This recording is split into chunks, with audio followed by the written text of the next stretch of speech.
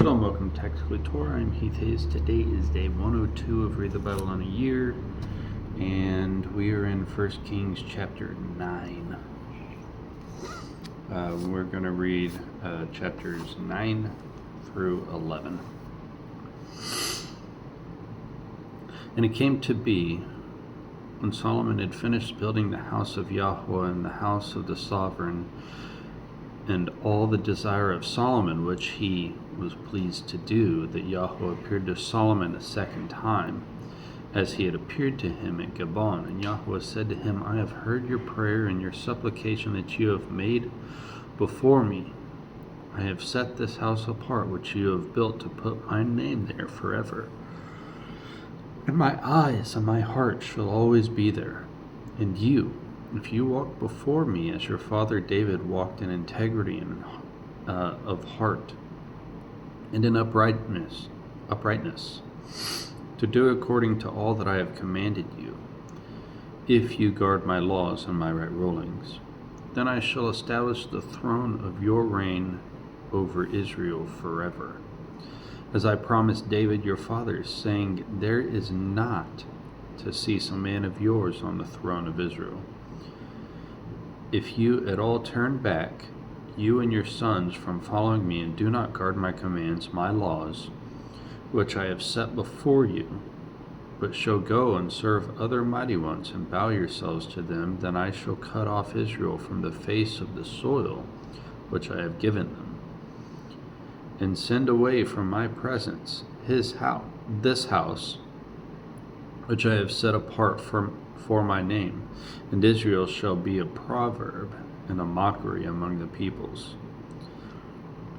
In this house, which has been exalted, everyone who passes by it shall be astonished, and hiss and say, why has Yahweh done thus to this land and to this house? Then they shall say, because they have forsaken Yahweh their Elohim, who brought their fathers out of the land of Mitzrayim, and they took hold of the other mighty ones, and bowed themselves to them, and served them. That is why Yahweh has brought all this evil on them. And it came to be, at the end of 20 years, that Solomon had built two houses, the house of Yahweh and the house of the sovereign. Hiram, the sovereign of Sor, had supplied Solomon with cedar and cypress and gold, and as much as he desired. Then sovereign Solomon gave Hiram 20 cities in the land of Galil. And Hiram came from Sor to see the cities which Solomon had given him, but they were not right in his eyes. And he said, what are these cities you have given me, my brother? And he called them the land of Kabul, as they are to this day. And Hiram sent the sovereign 120 talents of gold, and this is the purpose of the compulsory labor which sovereign Solomon raised to build the house of Yahweh and his own house, and Millo, the wall of Jerusalem, and Hatzor, and Megiddo, and Gezer. Pharaoh, sovereign of Mitzrayim, had gone up and taken Gezer and burned it with fire, and killed the Canaanites who dwelt in the city, and had given it as payment for the bride to his daughter, Solomon's wife. And Solomon built Gezer, and Lower Beth Horon, and Baalath, and Tamar, in the wilderness, in the land of Judah. And all the cities that Solomon had, and cities for his chariots, and cities for his cavalry, and whatever Solomon desired to build in Jerusalem, and in Lebanon, and in all the land of his rule. All the people who were left of the Amorites, and the Hittites, and the Perizzites, and the Hivites, and the Jebusites, who were not of the children of Israel, their descendants who were left in the land after them, whom the children of Israel had not been able to destroy completely. From these Solomon raised compulsory labor, as it is to this day. But Solomon did not make slaves of the children of Israel, because they were men of battle, and his servants, and his rulers, and his officers, and commanders of his chariots, and his cavalry. These were the chiefs of the officials who were over the work of Solomon, 550 who rule over the people who did the work. But the daughter of Pharaoh came up from the city of David to her house that he built for her. Then he built Millo. And 3 times a year Solomon brought ascending offerings and peace offerings on the slaughter place which he had built for Yahweh, and he burned incense with that which was before Yahweh, thus gave completeness to the house.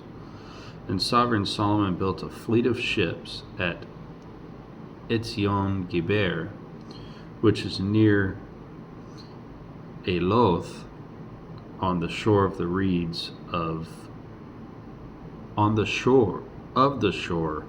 reeds in the land of Edom. And Hiram sent his servants with the fleet, seamen who knew the sea, to work with the servants of Solomon. And they went to Ophir and took 420 talents of gold from there and brought it to sovereign Solomon. Chapter 10. And the sovereigness of Sheba heard the report of Solomon concerning the name of Yahweh, and came to try him with hard questions. And she came to Jerusalem with a very great company, with camels that bore spices, very much gold, and precious stones. And she came to Solomon, and spoke with him about all that was in her heart. And Solomon answered all her questions. There was no matter hidden for the sovereign. There was no matter hidden for the sovereign that he did not make known to her.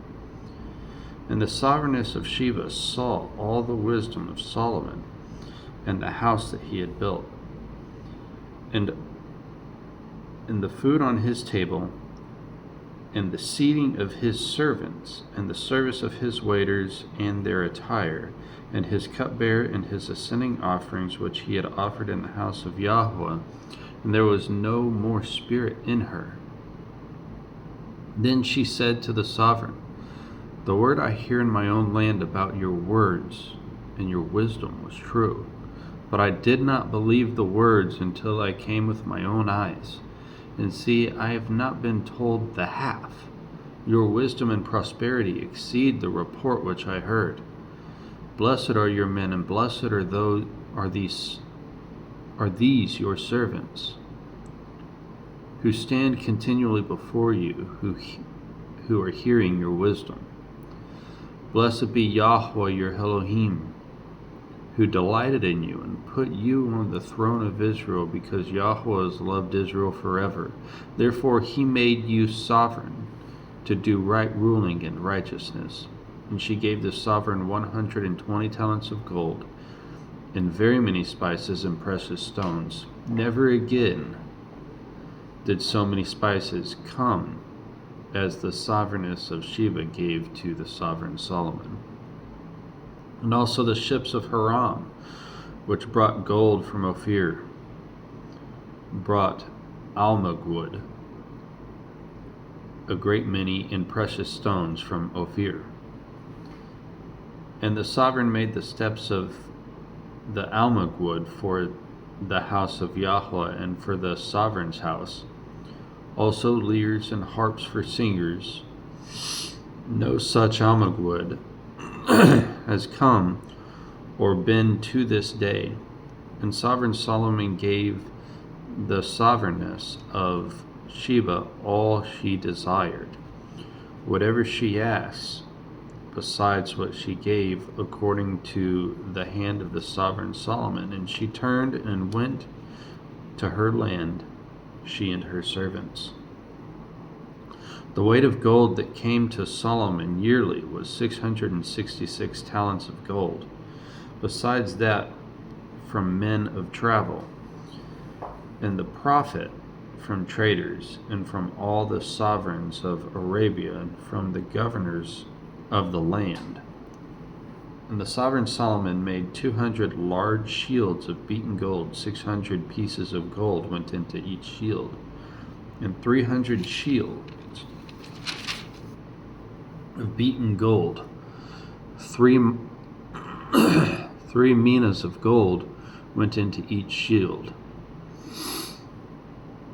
And the sovereign put them in the house of the forest of Lebanon, and the sovereign made a great throne of ivory and overlaid it with refined gold. The throne had 6 steps, and the top of the throne was round at the back, and there were armrests on either side of the place of the seat. And 2 lions stood beside the armrest. The 12 lions were standing there, one on each side of the 6 steps, like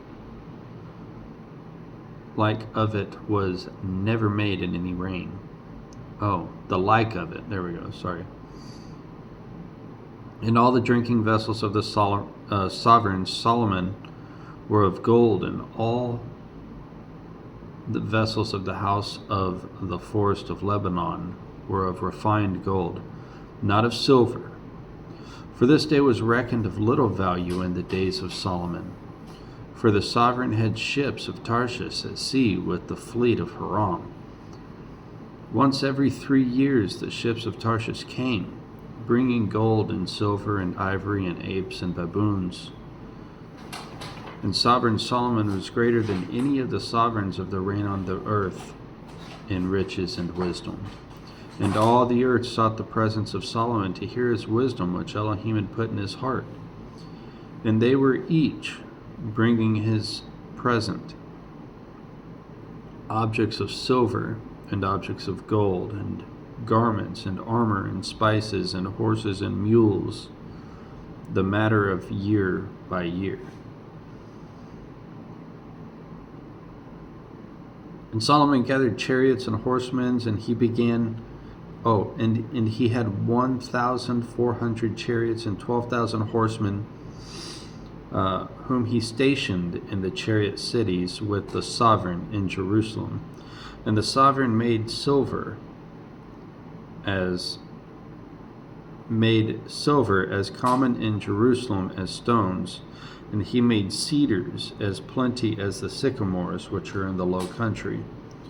And Solomon had horses brought in out of Mitzrayim and Kue. The sovereign's merchants bought them in Kue at a price, and a chariot came up and went out from Mitzrayim for 600 pieces of silver, and a horse for 150. And so by their hand they brought them out to all the sovereigns of the Hittites and the sovereigns of Aram. First sip. Good morning. Oh, that's a good cup. That's a good cup of coffee. Good cup. Chapter 11. And sovereign Solomon loved many foreign women, in addition to the daughter of Pharaoh, Moabite, Ammonite, Edomite, Sidonian, and the Hittite women, from the nations from whom Yahweh had said to the children of Israel, "You do not go into them, and they do not go into you, for they shall certainly turn away your hearts after their mighty ones." Solomon clung to these in love, and he had 700 wives, princesses, and 300 concubines, and his wives turned away his heart. It's too many wives. Too many wives. How do you cling to that many women in love? That's foreign to the mind. I don't understand it. But anyways, it's not surprising that many women turned away his heart and his mind from the Father.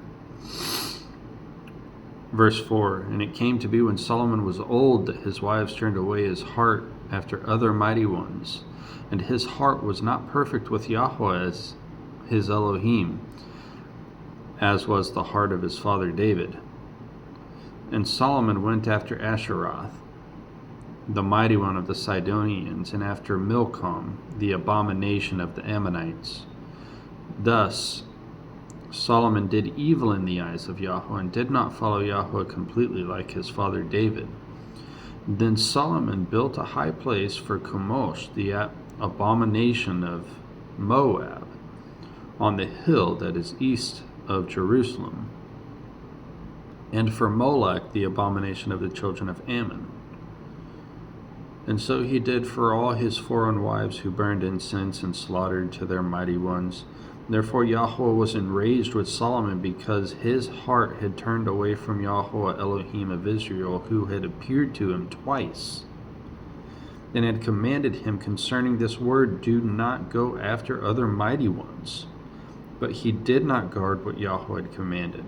And Yahweh said to Solomon, because you have done this, and have not guarded my covenant and my laws which I have commanded you, I shall certainly tear the rain away from you and give it to your servant.